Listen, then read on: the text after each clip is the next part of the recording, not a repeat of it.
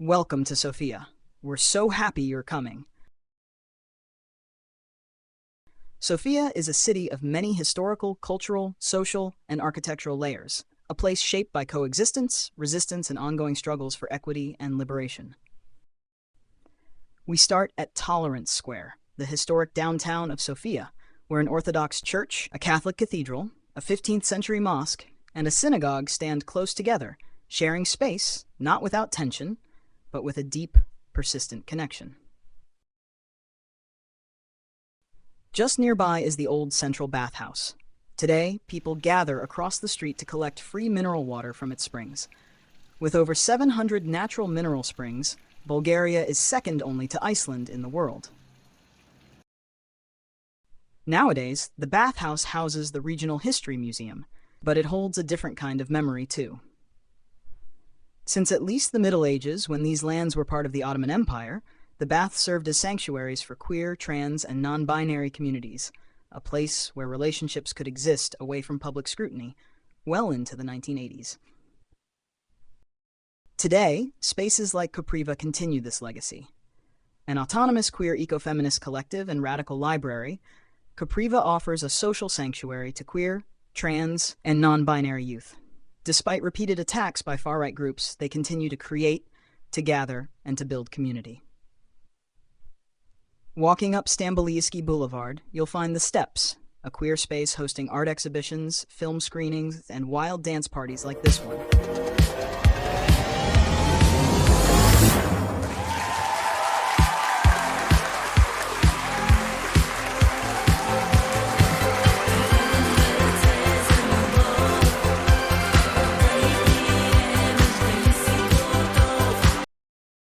Right across the street is Essence Bar, Sofia's oldest and last remaining lesbian bar, still offering a gathering place for the community and lovingly run by comedian and political satirist Galia Petkova. Macedonia Square, especially at night, is another important queer space in town. Historically, it has been a gathering place for trans and travesti sex workers, many of them Romani, claiming their right to exist in a city where cis-heteropatriarchal domination tries to push them to the margins. Heading up Vitosha Boulevard's pedestrian promenade, we arrive at the National Palace of Culture. Built in the early 1980s under the vision of then Minister of Culture, Ludmila Zhivkova. Zhivkova believed in the power of art, peace, and anti-colonial solidarity. She supported young artists, queer poets, and international alliances with movements from Africa, Asia, and Latin America. She also designed the Bells Complex, a monument meant to unite youth from across the world at the height of the Cold War. You can still feel some of that spirit today at the Museum of Socialist Art, even though neoliberalism has tried to turn it into a dumping ground for Bulgaria's socialist past. Similarly, the red flat on Vitosha Boulevard recreates everyday life during socialism, though often framed through the same neoliberal lens. One of the most iconic and controversial monuments from the time of state socialism between 1945 and 1989 was the Soviet Army Monument, until recently standing across from Sofia University. It was demolished, chainsawed apart, in December 2023, and its current location remains unknown, though there are plans to restore it at the Museum of Socialist Art. The monument was created in 1955 by lesbian sculptor duo Vaska Emanuilova and Mara Georgieva. You can see more of Emanuilova's work at the Vaska Emanuilova Gallery, which remains free to visit. Her art captures the spirit of social engagement, anti-fascist solidarity, the dignity of working people and farmers, and yes, beautiful queer erotic art as well.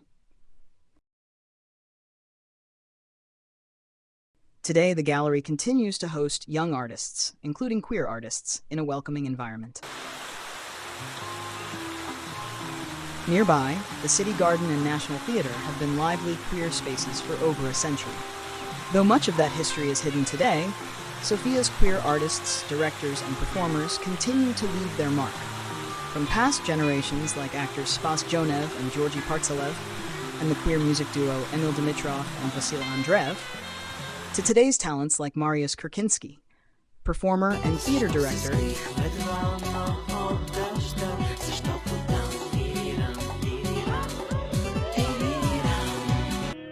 and actress Snezhina Petrova, who, along with her partner, director Desi Shpetova, has revolutionized contemporary Bulgarian theater. This is probably a good place to mention one of our favorite performers, Aziz.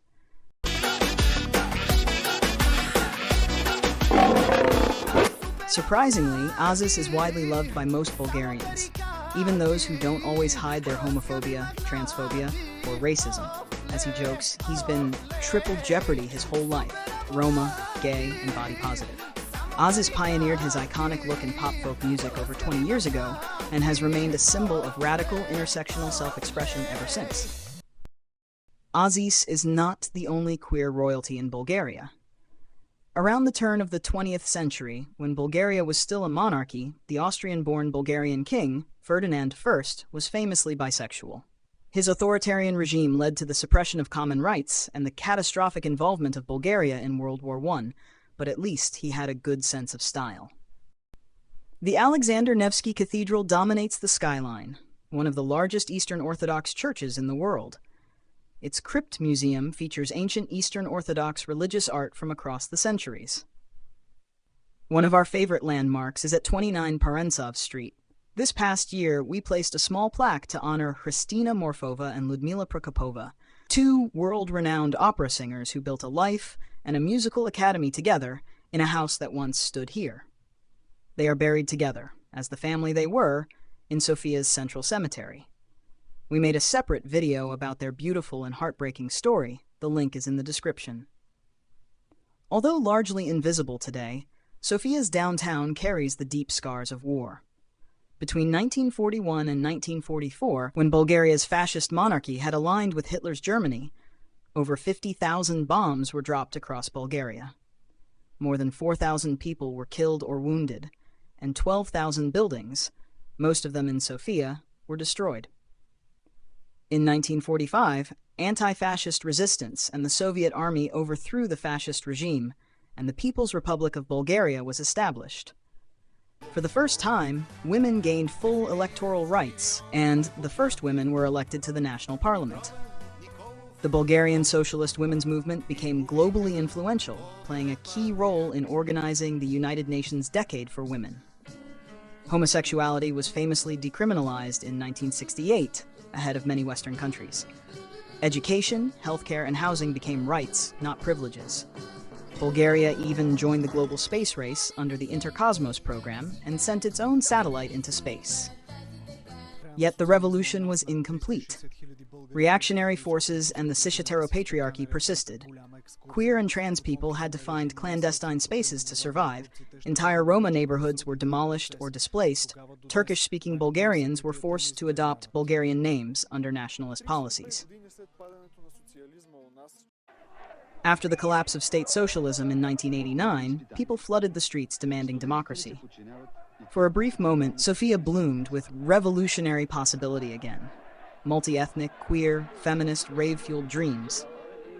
But as thinkers like Gayatri Spivak, Jodi Dean, and Naomi Klein have observed elsewhere, the promises were quickly hijacked. Instead of democracy, Bulgaria was hit with brutal shock therapy capitalism. Factories closed, pensions shrank, unemployment soared, food shortages gripped the country, and hyperinflation devastated daily life. Social protections were stripped away, though some, like 2 years of paid maternity leave, stubbornly remain. Far-right nationalist and fascist movements gained ground. Today, borders are increasingly militarized. Immigrant detention centers, some resembling camps, operate even in Sofia. Queer NGOs and politicians face smear campaigns, and in 2024, a law banning so-called LGBTQIA+ propaganda in schools was passed. Yet the story doesn't end there. Queer and trans communities, Roma communities, immigrants, Muslims, and other marginalized groups are building networks of reciprocity, creativity, and resistance, refusing disposability, refusing silence. We are weaving lives of dignity, solidarity, and joy. Sofia's real heartbeat isn't found in its monuments. It lives in the people who refuse to be erased, who continue to dream, to fight, and to love. We hope you enjoy your stay in our town.